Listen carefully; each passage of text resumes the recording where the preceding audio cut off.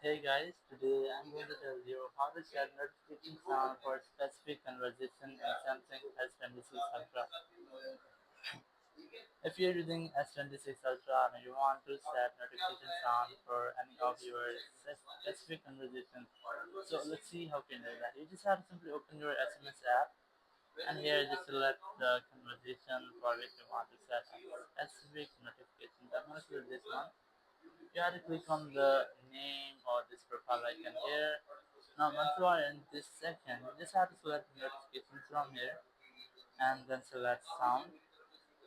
Now under sound you might see different sounds. You can easily select any from here. It's a default notification sound. So let's say I'm gonna select this one from here. Once I selected it, go back and you can see that it has successfully selected. If you want to get notification of from this chat birthday, so you can select this birthday option here. So in this way, you can easily set notification sound for a specific conversation. Thank you very much for watching the video. Until next video.